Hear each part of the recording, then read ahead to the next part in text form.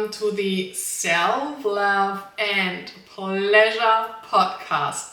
A podcast to help you unlock your deepest love and pleasure potential to be and live pleasure lit, meaning your pleasure is at its highest, at its peak. Hi, I'm Patricia, the Self-Love and Pleasure Queen. I'm a coach, educator, toy reviewer, content creator, and so much more than that. Before we get into the self-love and pleasure episode, please do me a favor and press that follow button on wherever you are listening to this podcast. And you can also share the episodes around because this means we can reach more people to be and live pleasure lit. Because just imagine everyone would be pleasure lit. What a pleasure lit life that would be. And now tune in to be inspired and empowered. Hello, and welcome back to another episode. And this episode is season 2, episode 13, if I'm correct. And today I've got a beautiful guest speaker with me. It's Priestess. She is a sexologist, BDSM educator, shibari performer, and former professional dominatrix. And in this episode, we are going to talk about how to embody the dominatrix. So I thought this is such a beautiful, perfect guest speaker for this episode. And yeah, welcome Priestess to the podcast. Thank you. Lovely to be here. Before we're going to get into this episode, I usually always ask every guest speaker a couple questions in regards to self-love and pleasure. What brings you the most pleasure? Oh, are we talking about sexual pleasure or life pleasure? Any pleasure. Oh, good food. I think good food's my pleasure. Yeah. Yeah, I can totally relate to that. Yeah. Keep me good food, healthy, fresh ingredients. Oh my God. Yeah. And touch, massage, touch, like all that kind of thing. That's my jam. So good. Why do you think self-love and pleasure is important? I think we give so much to other people and you've got to give to yourself. So the more you can give that pleasure to yourself and the self-love, the more you've got to give. Otherwise your cup gets empty very quickly. Yes, so true. All right, let's talk about how to embody the dominatrix. Before we get into more details, can you just explain to the audience what is a dominatrix or a dom? They mean the same thing. They're just a shortened way to say it. Dom is a short version of dominatrix. Some people like to separate them into different things, but essentially they're the same thing. The history of the dominatrix, it goes back a long way, and it's the untouchable power of a woman. So the history of the dominatrix, she wasn't really touched or seen naked, or she wasn't used for sexual purposes. She had this like unattainable, unreachable presence that you could come and see her, but you didn't get to fuck her. So that's where the power is, I think. And I also believe someone has to put on the corsets. So I think that's where the slavery came from. Who's going to get me in all these clothes? Because when I hear dom and dominatrix, sometimes I hear a mummy dom, a queen dom. So are there different doms and how are they different from each other? So when I do teach mistress training, so a lot of probably for the last 6 years, I've been teaching women to find the version of their dominatrix. And when I first started in this world, I didn't know where to go for help. I didn't know how. I knew I wanted to be a dominatrix, but I didn't know where to learn about being a dominatrix. And I had this vision of I had to attain something that was already preset, and I just had to learn how to be that thing. And I did struggle with that a lot because there was elements of other dominatrix that I saw that I didn't embody and I didn't feel were part of who I was. And I struggled with that. And the reason that I started teaching other females is I wanted them to find their own version of the dominatrix, because I've eventually got there, but it took me a long time to figure out that pathway. So how do we want to express our dominance? Like, how do we feel that dominance? And if we can bring that out in a natural way, you get the pleasure back from it, and also that shows to the people that you're with, rather than this fake kind of trying to be, I'm the dominatrix because this is how I have to be. It's like, I can be a mummy. Like, I can have, like, a mummy energy is more like the in a dominatrix world, the strict kind of controlling mother, but she's also loving and caring. And when I've had clients where I've been the mummy, like, I'm like, you naughty little boy, get your hands off that. So it's kind of that disciplinarian kind of mummy effect, but also there's a lot of love in that and connection. And I think that's the part of being a dom that I really missed out on in my learning, was that you can be loving, you can be caring, and you should be loving and caring, or you shouldn't be doing it, I believe.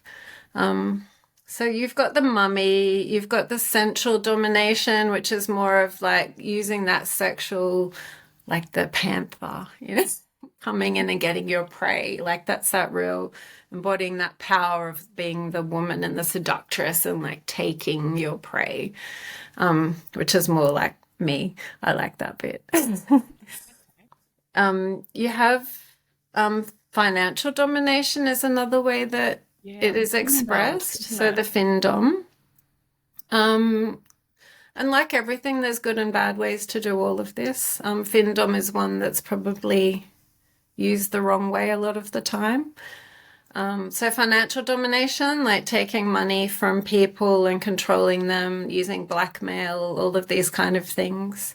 There's a fetish in that, but there's also these days that can be used the wrong way with, you know, content creating, and people are just taking money without offering anything back.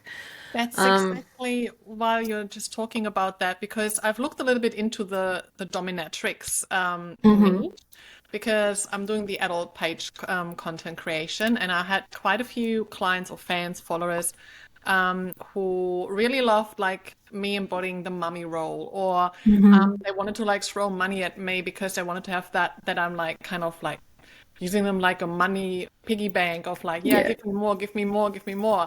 And it was so weird for me to actually step into that, because it's just like I'm just coming from a different background, and it was so interesting. But then when I looked it up on, especially like on Twitter, when you see these creators, the way they are actually approaching it and just like, give me that money and give me that money. And when I did my research, it's actually, they do get something in return. So at some stage they need to have something for it, and not just like that they're gonna like get all that money, but it's going really like into a direction where I've found it was really, I don't know, it's sometimes I think for an outsider really interesting to see the way they are doing it and approaching it. But then I think it's both sides as well. Like, there's a negative aspect to it from the person giving the money as well. There's a good version of that, and there's a bad version of that. There's a good and bad version of the person taking the money. In my history, I don't do financial domination, because every time I've stepped into that space, I've ended up with stalkers, very obsessed individuals that feel that they've given you a lot of money, therefore you owe them something. And even though they might not think they're doing that, they do that. And that's not all people that are into financial domination. That's some of them. And it's a tricky place to navigate. And I would not recommend it until you're very aware of BDSM and protocol and understanding the psychology behind it. It's just something that's to me advanced domination. That's not beginner domination.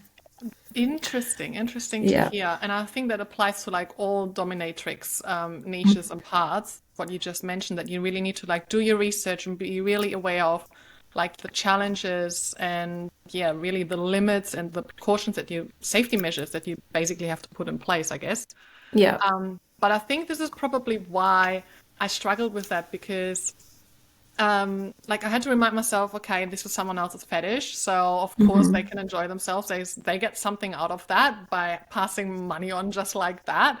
But it's probably because I'm coming from that background of if someone gives me a lot of money, I want to give something back. I want to return, like do that exchange basically. So this is probably why I wouldn't be able to like really step fully into that, to just give, give, give.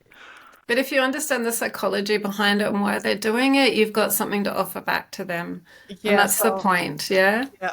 So it would be something for me to actually really research more and really like be aware of understanding where is that, what is actually happening there, because it's not Yeah. just the money exchange. So yeah. Nothing's for free in life, and that goes into this world as well. Nothing Very is free. true. You'll either pay for it with, energy exchange, or you're going to pay for it with hardship. There's somewhere the money will be paid for. So you need to be really careful about what you're getting into. Very true. Yeah. So, I think we're talking about Queendom. Like, to me, like the queen, she sits on the throne and people worship her, and she's like, look at me, look at all my slaves looking up. I like that sometimes, and I guess this is part of like finding different aspects of yourself. It doesn't have to be like we all change every day. Like today, I want to be a queen, you know?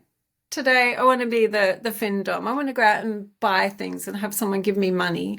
Like today, I want to be strict and controlling. Like we don't have to have one way. We can flow and we can move with it and adjust. And that's a good thing about playing with different people, is you get to explore different parts of yourself that perhaps you wouldn't have explored before. So true. Because like my page, Trisha's Life, I get to explore various things. And now I never did like a JOI. And the first client that I had who said, or fan, who said, can you do like a mummy jerk off instruction? And I'm like, okay, let's just try it. I actually really, really loved it. I had so much fun creating that. And Yeah. that was like something where I'm like, oh, I can play with that. Yeah. Just because like I could step into that so easily. Yeah. But also like the queen dominatrix, so the queendom, that's something that I'm currently looking at trying to embrace a little bit more of, because I feel like this is such a beautiful energy. Like I'm that queen archetype, so Yeah. embodying that a little bit more is something where I'm like, oh, I think I'm gonna do a little bit more of that. And the clothes help. They honestly do. It's like Yeah. part of like, as soon as I put my hair in a ponytail, that's my business hair. It's like, here I am, ready to work. And then people see that. They're like, oh, there she is. She's in dominatrix mode. And sometimes I go out and I'm just chilling and hanging, and I'm not holding that space. yeah, I think that's a good example with that long hair, especially. So when it's down, it's like, yeah, you're more feminine, you're more in that Yeah. surrender, a little bit more like that, easy flow. Yeah. And then as soon as the hair is up, it's like business. Like, Yeah. we are talking now, like hair's Or up I'm going to there. be the seductress. Like I'm getting my hair messy and wild, and I'm going to like, I'm going to come and get you. Isn't there also the mistress? So, or like latex or rubber dominatrix or something like more in the like fetish direction? Well, I guess it's the same thing. It's that powerful feminine aspect, but it's added into a fetish. So you've got the same kind of mindset behind it. But for me, when I wear latex, it's like I'm attracting the eye of the people that are into latex. And to watch that, it's kind of like the melt. Like that's the thing that I see when I'm affecting somebody with my domination. It's that power exchange where I'm in this like position of power, and you walk into a room looking good in your latex, and the latex fetishes are gonna just and that's the power exchange. That's where you can feel that kind of pull it in and be like, here I am. Exactly. So Somebody like, shine me. Yeah. they are all into it, and I just enjoy being seen and being witnessed, and yeah, and you all want me, and here I'm just walking along. Yeah. And not everyone's into it, and that's not going to affect them in the same way. And the same, perhaps foot fetish is a good example of that, where like one person massaging my feet is going to be the most orgasmic, amazing experience of their life. Whereas another person, it's like, oh, yuck, feet, you know? So I will enjoy someone giving me a foot massage that's getting off on it because I like seeing them get off on it. And that feeds back to me. So it's like finding all these little spaces where you can step into someone else's desire. It feeds you as well into that domination space. Yeah, I love that. You can't do it on your own. It's boring being a queen in a kingdom with nobody there. Yeah, very true, Yeah. very true. When we're talking about dominatrix, what are some of the like common misconceptions? So, for example, I've heard, oh, when I'm a dominatrix, I have to like get into impact play and punish people. I think it's for me that you have to be a bitch, that you have to be mean, that you have to be a horrible person. There's an illusion of like I could be. You come near me and I'm in that headspace and you say the wrong thing, I'll be a bitch. But my natural state of connecting with people is coming from a place of love. And in domination, I think if you can hold space for someone with love, even if you're being in a higher level of power exchange, you're going to have a better session. You're going to understand where they're at. You're going to keep them safe. When things go wrong, it's the people that don't have that empathy and understanding and connection. And when I've spoken to like some of my favorite male and female professional dominatrix or doms are very loving. Like they're the most loving people I know. They're the most caring people I know. So for me, I think that's the biggest illusion, is that you're a bitch. I Can think be. Can you've be a also bitch. got a lot of responsibility when you step into that role, isn't it? Yeah. People are very vulnerable, and if you can't control yourself, and if you don't have control over your own emotions and your own abilities and your own skill level, then how can you let anyone hand themselves over to you and keep them safe? So it's about finding your own sense of self and understanding your own boundaries and your own limits and knowing where people are in theirs. You have to know yourself really well. Otherwise, things go wrong. So basically, because you're holding space, not just for yourself, but also for the other person. So if you're not aware of that and you can't like cope with that and manage that, you shouldn't be doing it. No. How do you get into it? Like when you said like you knew you wanted to become a dominatrix, you just didn't know like what kind of like embodying it. How do you get into it? What are tips, practices on how can you embody your dominatrix side? I guess understanding why you're doing it's probably a good thing as well. Just my personal story, as a child, I was very quiet. I was very reserved. I was scared of the whole world. I established relationships with men that were very controlling, abusive, and I was kept down quite a lot. I think my natural state of being has always been strong, but that was threatening to the people I was dating, so they pushed me down. So I got so far pushed down that my soul just pushed back one day, and I just found strength, and I knew that once I had a taste of it, I'm not giving this up again. I'm not going to go into that submissive space again. And it wasn't healthy submission. It was controlling, unhealthy submission. So for me, it's been a journey of healing. For me, it's been about I can have boundaries, I can have strength, I can have all of these things as a female, and I will still be liked. And that was quite a revelation to me. So for me, that's what the community and what BDSM did for me. It allowed me to have strength and be accepted and be liked.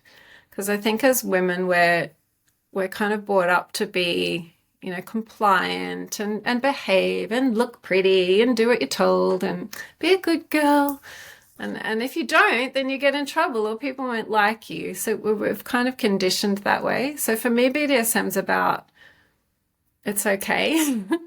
And it's like people love it. It's okay to be that.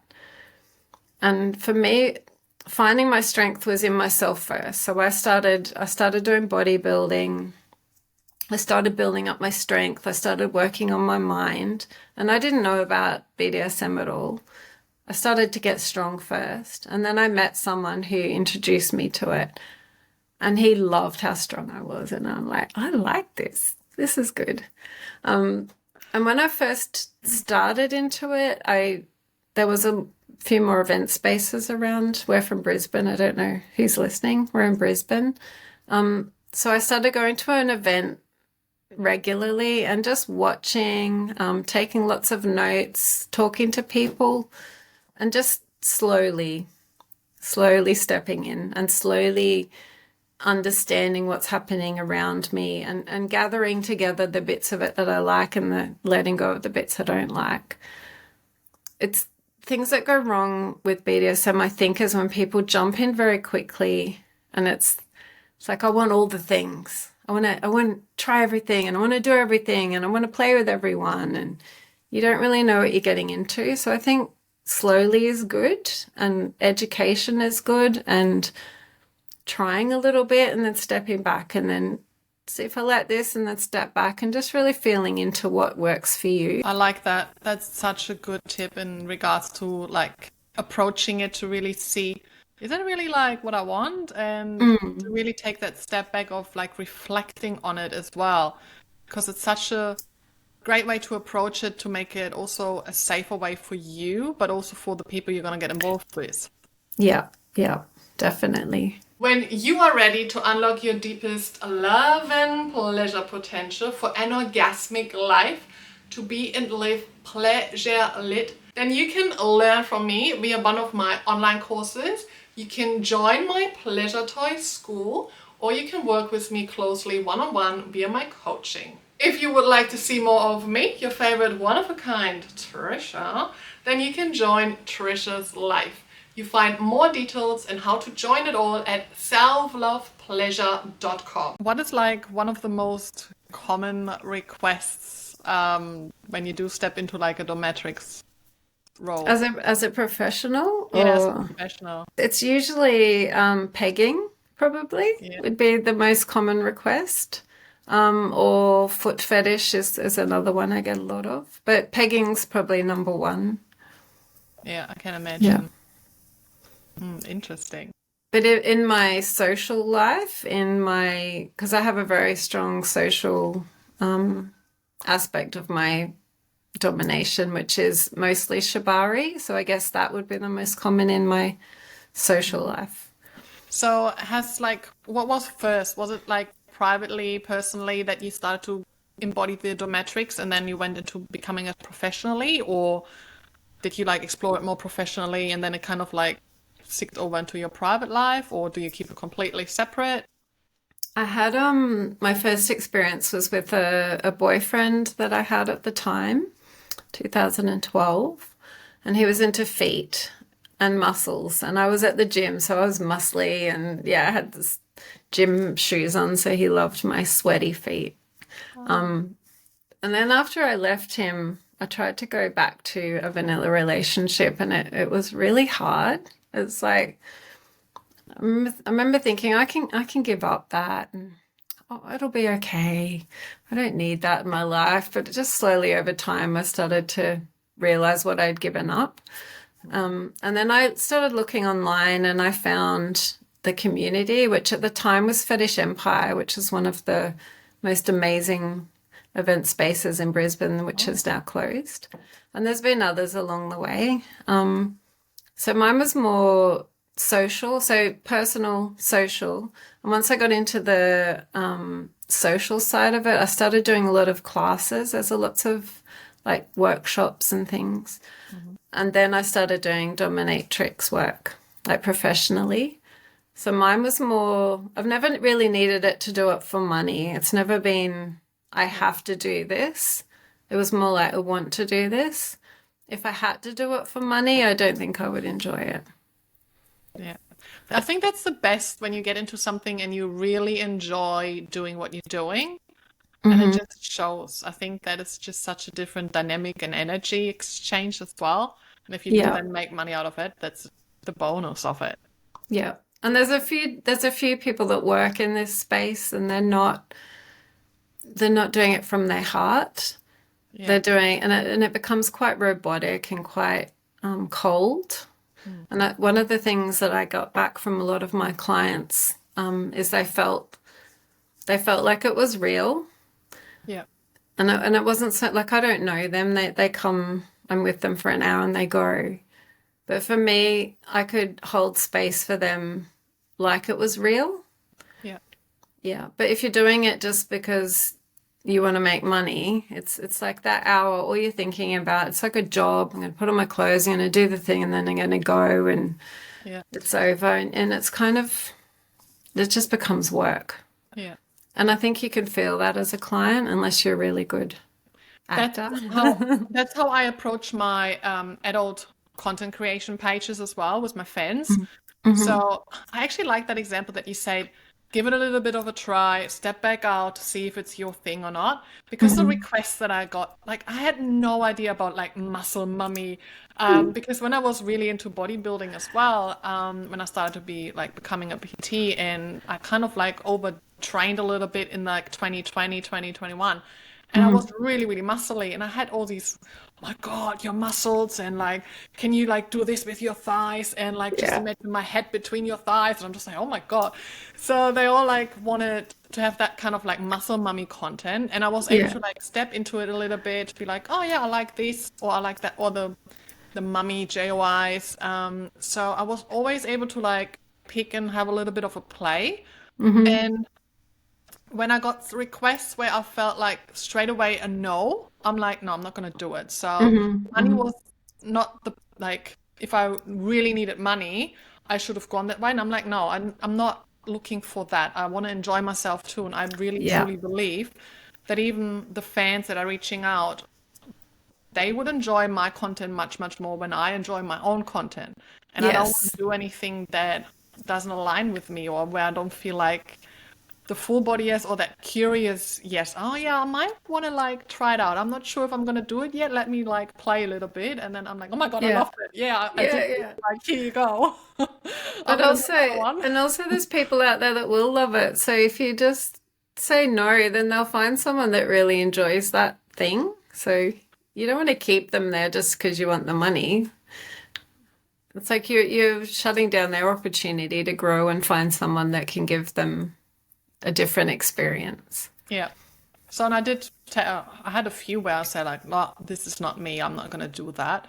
But other things where I'm just like, oh yeah, let me try. And then I'm just like, okay, I like that. And it's interesting because as soon as I was able to step in these roads, I really enjoyed it. And I come from a background similar. I've been like in abusive relationships, and usually a little bit more the submissive, but the dynamics that I experienced weren't healthy either. So was quite the opposite. It was controlling and abusive, etc. But just being able to step and make that switch to actually being in that position, but in a different way of knowing now also how to do it in a healthy way. And that also helps me to now look out of like knowing how a dominatrix or a dom has to be, instead of like, oh yeah, I'm dom only because like I want to smack your butt, and it's actually not a proper dom. So I know now these red flags, which is really great as well. But it was interesting to just take that switch and be like, hang on, I actually enjoy that. So there is a dom side in my but I wouldn't have been on that road if I wouldn't have had started my fans pages, to have that opportunity to attract these fans, like my feet, my muscles, the mummy, the queen, mistress, and there were a few other things that sadism is another expression really like of BDSM that you can embody, which is, it's also part of each one of those things. So it was just interesting to just being me, but attracting them. When you're talking about what's in another kind of misconception about it, when I first got into it, I remember thinking, well, someone said, you can't suck a dick because that's not very dominatrix like you can't behave like that. I'm like, well, if I want to suck a dick, I'm going to suck a dick. If I want to do it, because I'm in control. So it's about you. What do you like? Yeah. Yeah. And I think that is exactly like you are in charge there. I mean, that is a practice when you suck dick, like you are in control there. You are in charge there. That is Yeah. dominatrix. So yeah. Yeah. It's about taking control of a situation. And that could be about your pleasure. That can be 100% about your pleasure, just being served. It could be about you doing things to someone else. And there's that aspect of like domination is me. Am I doing that to somebody to give them pleasure? Or are they allowing me to do whatever I like to them so I get pleasure? So it's a very big crossover between where the energy is flowing. Yeah. It's And I that think, wheel of consent, isn't it, as well? Like the yeah. giver and the taker, where we at, Mhm. look like, are you the receiver, are you the giver? Like, because Uh, sometimes it's interesting, sometimes it's the opposite from what you think it is. so as a professional dominatrix, mostly you're in that giving role, even though we don't say that. We are. Yeah. We're offering a service. We're in So, submission to someone in a way because we're doing what they say. They're coming with a list. They're giving us money. They're like, do this stuff for me, and you do it for them. Yeah. so they come to you, there's obviously they're going to be that communication prior of like boundaries, limits, and then obviously probably the request, what they wish for, ask for, and then you go through that and then you step into that role. Yeah. Yeah. Yeah. And sometimes I'll, like, if they're too controlling and I know that they are there for an experience of being dominated, part of my domination will be, I hear that. I hear what you want, but I'm not giving you what you want. You need to sit down and listen, and I will tell you what I'm going to give you. But I know the boundaries because they've already told me what they're into. So you can kind of take what they say and give it back to them in a way that they're not in control. Yeah. Yeah. I've had clients who be like, I need you to cane me 5 times on this hand and then walk around the other side of me, and I want you to hit me here 3 times, and then I want you to do this Very 7 specific. times. And I'm like, I can't deal with that. No. I have to write it down just to remember 3 times, 5 times there. Like, Yeah, I can't. No. I said, thank you. I hear what you want. I'll take control now and you'll get what I give you. Yeah. So that's part of the Good point. control as well. Yeah. yeah. What is like one of the weirdest requests that you could get as a professional dominatrix? Oh, we're 18 plus here, aren't we? So I can talk about it. I think medical play is probably the most challenging request that I've had. I do medical play and I quite enjoy medical play, which is using like needles and things Yeah. to hurt people with. So I've had quite a few of those. I had a guy wanted me to inject his testicle with liquid, and I'm Yeah. like, no. But it's a lot of very weird medical plays, probably the strangest, or it's probably the most difficult to understand. Yeah. And that the reasons behind that, and even talking to them, trying to figure out what is it, like what do you get from this, what do you need from it, and that they Very true. Because if you understand what they're getting from it, that's how you can better deliver and really give them what they are actually craving in this situation. I have had the opportunity to like explore a little bit of different kinks and BDSM and fetishes as well, and one of them was needles as well. And kind of like shibari is kind of like art with ropes, and then that person made like art with needles, so putting them in a certain order so it looks like really fancy and like interesting art. Yeah. And we just did a little bit on my upper thigh because like lots of fat there, and like just to play a little bit. And I'm just like, after a couple of years, I'm like, that's not me. Like I've been nurse background, it's just like not doing anything for me except for like putting myself back into like a nursing situation. Yeah. So yeah, but it's good when you can understand why someone is wanting it, so you can then deliver it. But yeah, I think there are some really interesting requests out there. And also it's like getting something like that done to you, like if you're getting a needle experience, it doesn't mean that you're being dominated. It could just mean that you like the sensation of it. You like the feeling of it. That person's not necessarily in a power exchange position with you. It's like going and getting a massage with elbows. It's like you like the feeling of the pain, and it's. I do find that a lot of the time the masochists aren't so much always into the power exchange. They're more into the sensation of it. Yeah. So that doesn't mean you have to be anything except really good at holding a needle and putting it in and looking after someone. So so you could be a nurse doing this activity. It doesn't mean you have to have a power exchange over it.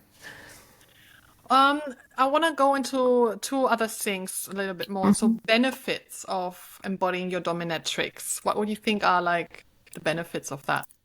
I can only really talk on myself, and probably a few other people I've been around and trained. For myself, it was about gathering up all of the energy that I'd given away in my life and feeling like, for me, more whole and complete in myself. Creating boundaries, healthy boundaries, and you're allowed to do that. Yeah, no one's going to get upset with you for having really healthy boundaries. It's part of the position that people expect you to have them. So it's easy to hold them. I think for other people that I've taught BDSM to, there's a lot of, like, maybe I hear a lot of women will come to me and they've been in unhappy marriages, or they've not had anything for themselves. They've just been giving and giving and giving.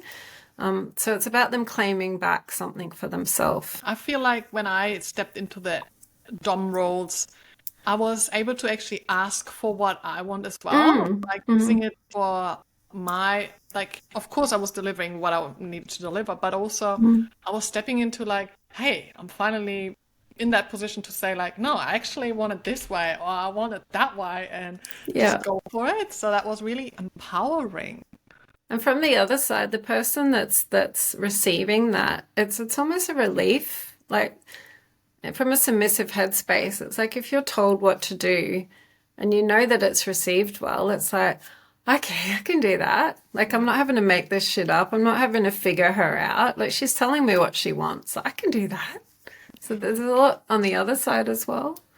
True, because I've been on both sides. It's interesting. Yeah. I really love that, to explore both of sides. And I feel like sometimes people get a little bit too picky-nicky in regards to like, oh, if I'm now a sub, I need to be a sub, or if I am dom, I need to be a dom. You can be a switch. You can explore both sides, and you can play around being a dom, but then also being a sub. What are some challenges of being a dominatrix? Professionally or privately? Probably both. Professionally, cancellations. So a lot of contact is made in the middle of the night when someone's feeling really horny and they're like, I'm going to go and see a dominatrix, and they contact you, and then it's the next day they're like, yeah, I'm good now, I don't need that. So you put a lot of energy into it, you get not a lot back, which makes you even more fierce about your boundaries. So it kind of folds into a space where you get quite controlling and quite structured with how you manage your professional life. Because I'd say 3 out of 5 cancellations or no-shows or wasted time. Challenges privately. It's a lot to maintain. It's a lot of responsibility. It's a heavy thing over a long period of time if you're not balanced in it. I have couples that come to me. I do couple counseling with BDSM dynamics to try and help people set up a dynamic. I like that. And one of the things I get, mostly men come and go, I want 24/7 dynamic. And I was like, the women come and they're like, how do I do it? I'm like, you can't, it's impossible. It's a fantasy. It's going to drain you. In regards to that, so you probably like aftercare. I always hear like, oh, as a submissive, you need your aftercare, like after impact, like for example, bath, cuddles, um, kisses, call a friend, connect with nature, etc. So for dominatrix, what is their aftercare? Because I can imagine, because having this responsibility and also going for all of that, you probably need also something in place. I don't need it so much. Probably my aftercare is talking to my friends, and that doesn't have to be anything about anything. It's just I need to know that there's other people in the world. Yeah. After I do a really heavy scene, I can feel quite isolated in my own being. So for me, it's about, oh, hey, how you going? And just connecting back into normal life. Yeah. And another thing about aftercare, I think it's really important to make sure the person that you're playing with can provide the kind of aftercare you need. And if they can't, you'll need to put other things in place. As a professional, we don't do aftercare. I don't do aftercare. I'll check in maybe sometimes if I think it was quite rough and I need to make sure they're okay. But I'm only paid for 1 hour, and I'm not there to look after you afterwards. That's a different role. When I play privately with people I care about, that's a completely different thing. Because I have investment in a relationship, so yeah, you're gonna have to you have to draw the line at some when you're a professional. So you are getting paid for this service, you deliver that service, and then you need to actually let it go. You can't work still affect you. Obviously, you want to do a check-in because you feel like it was a heavy session. That's awesome, but yeah, as you said, you need to draw the line. But is that something you're going to discuss with them prior as well to make sure they have something in place, or they know, or they're aware that they might need aftercare? Jen, I think I take that it's all based on each experience. If someone's just coming for a session and they seem like they've done it a lot and they know what they're getting into, I don't. But if it's someone who's new and they don't know what's going to happen, I'll talk to them about what might happen after, sub-drop, the emotional effects of that. I know that some dominatrix will offer an aftercare service where you can pay to have some time with them after. So that might be a smaller amount than a session, but I'll give you a 10-minute phone call in 2 days and we can talk about it. You have to be really careful that you don't get in the trap of being in a relationship with someone that is paying you. It's like a professional boundary. Yeah. Just from my point of view, I'm not the best at aftercare with people that I play with, and they all know that. That's part of my thing. My play partners, I'm I'll just pat you and fuck off. But I'll always make sure they're okay. They'll have their partner there, or they'll have something in place. I don't have time to sit there and cuddle you for an hour. I'm a busy person. I hate being trapped. That's one of my things where I'll make sure you're all right, but then I'm not going to sit there and hold you for a long period of time. And they all joke about it now. My play partners, they all know. It's all right, I got my blanket, I've got my boyfriend, or I've got my thing, I'm fine. I'm good. Okay, good, and I'm going. Yeah, and so it's if you know that for yourself, that is a boundary, and if you state that pretty clear and communicate it prior, then they should know what they need to put into place to look after themselves. Yeah, if you know what you get from me, and I can't give you any more than that. And if that doesn't suit you, then we shouldn't play. That's the way it is. I'm not going to compromise my own sense of self in that space. I'd rather find people that are okay with who I am. I love this conversation all about how to embody your dominatrix. I've got one thing that I've recently heard from someone is dominate yourself kind of thing. If you want to experience two things and you don't have anyone to play with, same as you can self rope tie yourself, you can self use impact on yourself, or put a blindfold on yourself and just do things on yourself. That person said you can also dominate yourself by having that two people like take a journal and say like, look, as a Dom, you need to for the next 7 days do 10 minutes meditation each day, otherwise you're gonna like this is the consequence or whatever, and then be like, okay, as a sub, I'm gonna do this to self-dominate yourself. I just found it really interesting because I've never heard about that, and I heard that last week and I was like, that's interesting. So if you don't have a partner or anyone to play with, you could actually start with yourself by just embodying two kind of roles. Have you ever heard about that? There's people that do self-tying in shibari, and that's because they crave the feeling. So not so much with the mental. I haven't heard of that kind of thing where you're talking to yourself, but my ex used to do the self-flagellation, like hitting himself on the back. People tie themselves, all that kind of thing I have heard of, but not so much the mental side of it. I mean, we do it to ourselves every day, don't we? We're like, come on. I was just like, I'm doing it for myself almost every day. Patricia, wake up, you have to do this. Okay. Yeah, lift the weight, clean up the house, get ready, go to work. Here's your to-do list, Patricia, and then I'm like, okay, I love crossing it up. Yeah, we do it all the time. Yeah. Thank you so much for coming on. Where can people find you if they want to like learn from you or like, just get to sense more of you? So currently I'm not working as a professional dominatrix. I do offer shibari sessions, paid shibari. I do relationship counseling still. And my website is priestessdesire.com.au. Or Priestess Desire is my Instagram page. Awesome. What is your number one tip for self-love and pleasure? I always ask that for the audience. Balance. Like balancing everything out and don't putting too much energy into one thing. So health, food, like nature, work, sex, like all of it. Just balancing everything. Good. Love that one. Do you have any book recommendations if anyone wants to like get into dominatrix, Dom?